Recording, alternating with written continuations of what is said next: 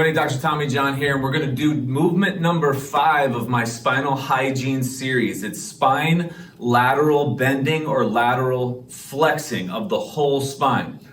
So as I've said in previous videos about these spinal hygiene series, if you can stand, you want to be able to do them standing, but you can do them sitting in a chair if that's where you're locked in, or you're at a seminar, or you're in a car, or you just don't have the use of your legs to be able to be upright.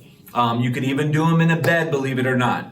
You can do them laying down. I've done them actually laying on my back. But any way you can facilitate, try to stand if you absolutely can, because your feet being engaged with the ground make it a whole different dynamic. So what we're gonna do is, just like we did with lateral flexing of the neck, of the cervicals, we had like a pivot point. So what you wanna think of for this pivot point is gonna be right around your like belly button, okay? So get a decent width. I don't know how wide you want to go, experiment with it, it's okay. But go a decent width, because you're definitely going to be using your legs on this. And then what you want to do is, around this pivot point, around your abdomen, belly button, you're going to laterally flex or bend outside using your spine, or allowing your spine to bend, move it, as far as you can. Then you're going to bring it back to center. As far as you can, bring it back to center. Couple of points here. Far as you can, center. Far as you can, center. You're gonna compress your stomach so you might get some burps, okay?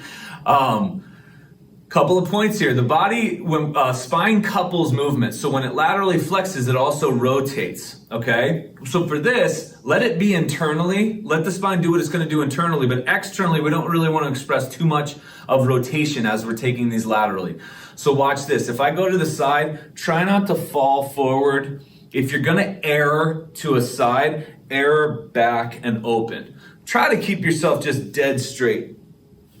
It's a little more challenging, but I'll see people where they'll kind of just go. That's fine if that's like what you're trying to do and that's what you mean to do. For the most part, those are people that aren't really connected with their movements. They're just doing a movement because they're checking a box because a therapist, doctor, or coach told them to do so. Another thing I like to do, and I'll show you from behind here, when you go sideways to keep yourself straight on, I like to take my opposite hand and touch down on the opposite leg. That tells me kind of how far I've gone. And I try to touch a little lower each time. Plus there's a right limb stimulating sensation left side of the body. That's a good brain response. So it's kind of a cool neurological little trick. But you can keep your hands behind you. Touch, touch, touch, touch. And that distance is going to be different for everybody. It's going to be different for you day to day, week to week, month to month, year to year. Don't worry about it. Remember, never pass the point of pain. So even if, pain. Right there. Right there. If that's all you got, that's all you got. You're standing and you're laterally flexing. That's awesome. You're going to do so much of this, and you're going to do it so consistently with intention that in weeks, months, you're going to be at full flexion. You're going to be at that full range long term, and pain will just go away, because pain is the presence of symptom that the body's healing itself, okay? But never push past the point of pain. That's why we want to watch out for some of those symptom reducing techniques so we can feel what we're doing when we move. Never pass the point of pain. Try to breathe in through your nose if you can, okay? The whole time. And then as you get tired, you're going to become more labor. It's going to be more challenging. It's going to be more stressful. And a stress response is a breath through the mouth. Keep it through your nose. Here's something cool with this though, okay? One more way on how to do it, and then things to watch out for. Watch this. So as we laterally flex or bend, I want you to try to feel. We're using the obliques and these paraspinals, but we're also anchoring with the ground. So if you can, as you go to the side, try to think of, like on this one, try to pull your feet together using your adductors, your adductors. So if I go here, squeeze to the top. Here, squeeze to the top. You'll feel this monumental change in this movement. It makes it more doable. You're transferring force very efficiently. It's kind of great. So then at the end of your reps, sets, whatever, if it's 30 or 50 or 10 or 5 minutes or 10 minutes, your legs are torched, your hips are torched, your feet are torched. And that's a good thing. That's what you want. So as you go side to side, try to find your adductors, your adductors as you do this. And what you'll see is it'll help transfer through and engage your core to pull you up even more, or to stabilize, I should say, even more as the movers of the spine engage better.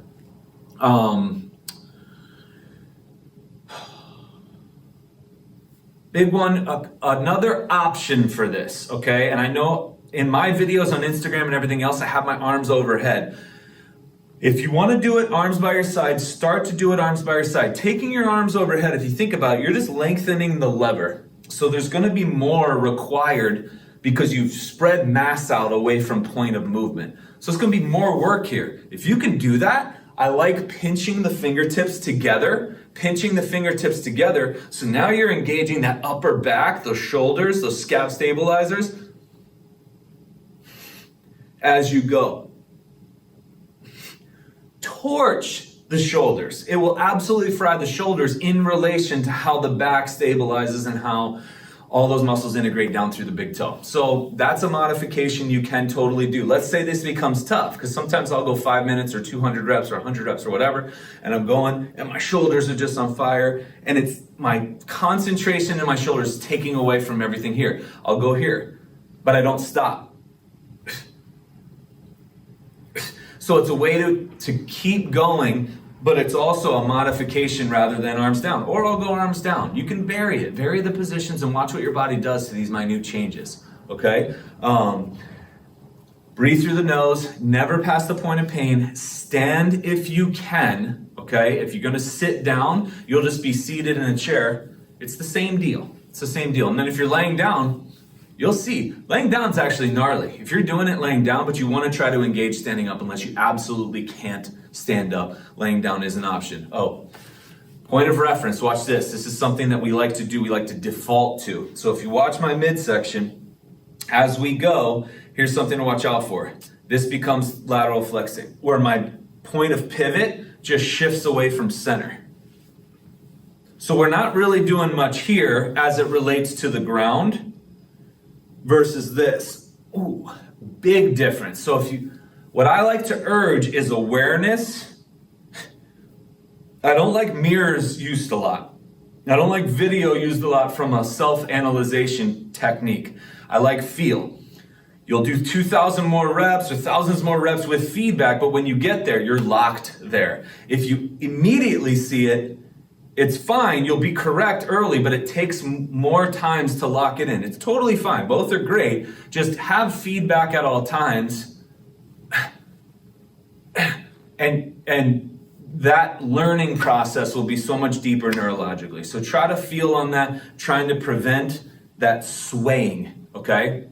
And if you think about it, your feet weight are distributed 50-50 the whole time. So even as I go here, I'm feeling my feet really grip into the ground, and it's 50-50 instead of it being where you're kind of shifting your weight, okay?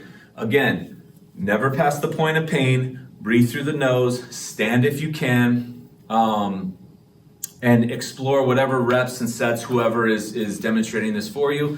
I like the 30 to 50 range, or I just like letting time go. I'll do 5 minutes on the beach of this move. How many movements did I get in 5 minutes? It varies day to day. I don't even analyze it. I just hit the 5 minutes and just let it go. Or sometimes I'll just go till I'm disinterested.